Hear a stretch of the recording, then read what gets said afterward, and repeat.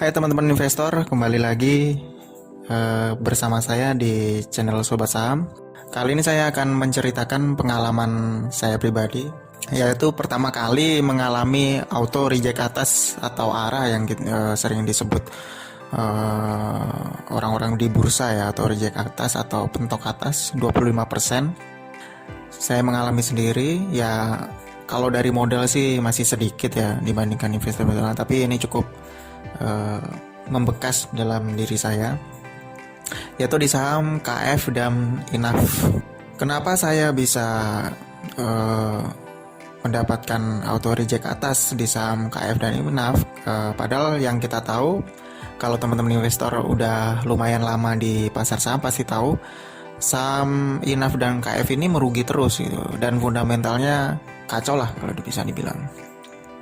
Tapi waktu pada saat saya mendapatkan arah itu, kebetulan ada berita atau news yang cukup bagus bagi saham INAF dan KF, yaitu ada berita mengenai bahwa saham Indofarma atau INAF dan Kimia Farma atau KF itu sebagai distributor vaksin COVID-19. Nah, yang kita tahu juga Indofarma dan Kimia Farma juga itu adalah anak usaha dari Bio Farma. Jadi mereka itu kurang lebih diakuisisi atau merger, kurang tahu saya, tapi itu menjadi news positif atau dampak positif bagi Indofarma dan Kimia Farma. Jadi pada saat itu saya beli Indofarma dan Kimia Farma itu di harga 1.655 untuk Indofarma dan Kimia Farma di 1.715. Pada saat itu saya belinya di jam-jam penutupan bursa, yaitu sekitar jam 2 siang sampai jam 3 siang itulah. Pas hampir penutupan, kebetulan saya bisa dapat barangnya. Untuk Kimia Farma saya modal 23.900.000, bisa dilihat di layar ya. Dan Indofarma di 7.875.000. Itu pun ya mungkin modalnya sedikit sekali ya, karena saya baru awal-awal juga untuk mencoba di saham ini. Kebetulan angkatan corona juga, dan memang belajarnya udah lumayan lama, tapi baru masuk bursa itu pas sekitar bulan April 2020. Jadi balik lagi ya, kenapa saya bisa membeli saham Kimia Farma dan Indofarma, padahal saya juga basicnya juga fundamentalis. Di balik saya trading ya kadang juga scalping, jadi ya sesuai dengan kondisi market sih. Kalau misalkan pas 2020 itu kan kondisi fluktuatif, kadang besok semuanya hijau, besok lagi tiba-tiba ARB semuanya atau reject bawah. Jadi kadang kalau misalkan bisanya trading harian memungkinkan, saya lebih baik trading harian. Kalau misalkan bisa trading bulanan ya bulanan. Tapi untuk kebetulan untuk Indofarma dan Kimia Farma ini saya memilih untuk trading harian itu loh. Meskipun setelah saya jual ternyata besok masih auto reject atas lagi sekali lagi, dan saya juga cukup menyesal sekali sih. Tapi itu pelajaran lah buat saya ya. Aturan saya bisa pasang stop loss seperti itu kan. Jadi yang pengen saya informasikan atau kasih pelajaran buat teman-teman yang mungkin baru saja masuk bursa, atau mungkin sedang mengalami kerugian, atau mungkin ya kita bareng-bareng belajar lah gitu. Jadi yang saya pelajari, bursa saham itu tidak selamanya berbasis fundamental ya. Jadi kadang kita bisa dapat untung yang lumayan besar itu di saham-saham yang malah merugi terus gitu loh. Jadi kalau menurut saya ada beberapa penyebab kenapa suatu saham itu bisa naik gitu loh. Ya bisa dibilang, kita bilangnya itu secara nggak langsung bandarnya mau naikin harga lah gitu kan. Jadi yang pertama adalah fundamental. Itu saham itu kalau misalkan laporan tiap kuartal itu ada kenaikan laba yang cukup signifikan, itu udah pasti naik gitu. Kalau nggak naik, udahlah mending borong aja, pasti nanti dinaikin sama bandar, yang biasanya seperti itu. Ya 98% lah seperti itu. Kita bisa lah lihat contoh Wismilak ya. Jadi Wismilak itu pada saat laporan keuangannya sekitar pertengahan Juni itu harganya Rp140. Itu lalu keluar laporan keuangan, jadi Wismilak ini ada keuntungan ya. Jadi daya beli masyarakat berkurang. Jadi yang awalnya berlangganan di gudang garam dan HM Sampurna itu karena pajak rokok meningkat, jadi kan harga naik tuh. Nah, dan corona ini menyebabkan daya beli masyarakat turun. Jadinya mereka yang perokok ini, kebetulan saya nggak perokok ya, tapi saya cukup mengamati saham-saham rokok gitu. Jadi daya beli masyarakat itu menurun dilihat dari laporan keuangannya gitu loh. Nah, ternyata ada kecenderungan bahwa pengguna atau pengkonsumsi eh, dari HM Sampurna dan Gudang Garam itu berpindah ke Wismilak gitu loh. Dilihat dari laporan keuangan, laba dari HM Sampurna dan Gudang Garam itu menurun, sedangkan Wismilak naik. Itu langsung setelah laporan keuangannya keluar, itu Wismilak langsung auto reject atas dan terus naik gitu, terus naik tanpa henti sampai dengan laporan keuangan kuartal 3 seperti itu.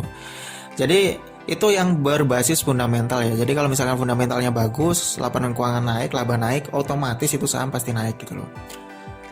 Jadi itu satu fundamental yang kita udah tahu lah ya.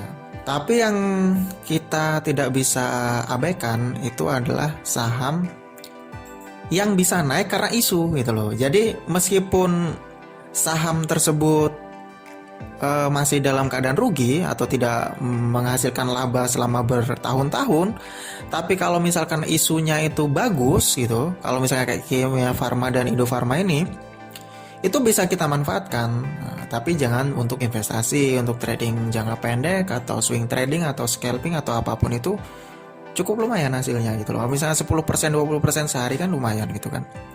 Ya terbukti saya mencoba ini, ya cukup senang sih, baru sekali ini saya mendapatkan arah. Total sih saya pernah merasakan 3 kali auto reject atas. Tapi so far semuanya itu yang paling berkesan ya di INAF dan KF ini. Karena di INAF dan KF ini ya memang, ya menurut saya ini pengalaman pertama saya merasakan auto reject atas gitu. Jadi modal saya sekitar ini sebenarnya udah plus keuntungan ya nih ya. Saya screenshotnya seperti ini karena ini kan buat evaluasi saya sebenarnya itu.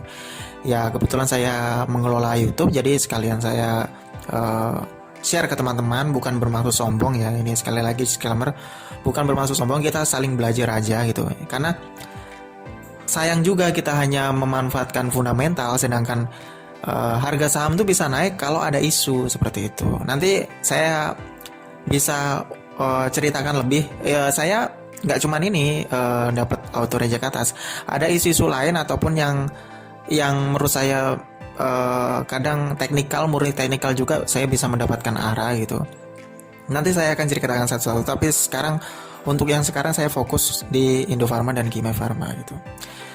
Jadi sayang banget kalau misalkan kita cuman berbasis fundamental, sedangkan ya kita kan yang penting cuan. Kalau misalkan yang penting untung gitu loh ya. Kalau di bursa saham itu nggak penting kita itu wah itu perusahaan jelek, kok naik aneh ya. Yang penting kan tetap untung gitu loh. Ya kita tetap berbasis fundamental dengan alasan kalau misalkan kita nyangkut atau misalkan kita rugi atau floating loss gitu, kita kan kalau tahu fundamentalnya kan kita tenang gitu loh. Tapi kalau misalkan seperti ini kita ditawarkan dengan keuntungan yang singkat dan lumayan besar, kenapa nggak kita ambil gitu loh ya kan.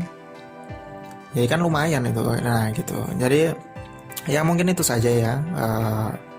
Ya ini share pengalaman saya mendapatkan baru pertama kali mendapatkan auto reject atas atau arah di saham INAF dan KF. Dan sampai sekarang pun saham mungkin kalau saya pegang sampai sekarang itu, sekarang kan saya beli tuh harga 1.600, sekarang harganya udah 3.000 gitu. Sebenarnya udah, kalau saya pegang 4 bulan atau 5 bulan sampai sekarang aja saya udah untung 100%.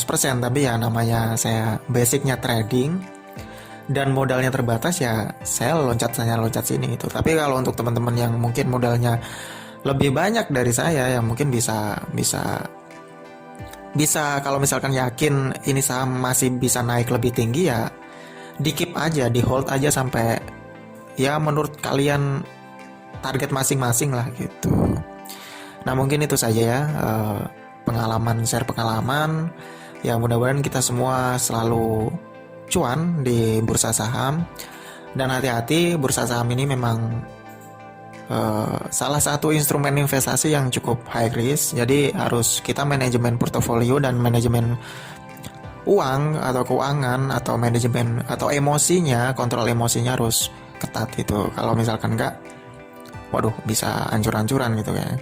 Nah mungkin itu saja. Terima kasih teman-teman yang mau menyimak dari uraian saya yang mungkin sebenarnya tidak ada ilmunya ini. Ya silahkan subscribe kalau misalkan suka dengan konten-konten di Sobat Saham. Mungkin itu saja. Oke, bye teman-teman.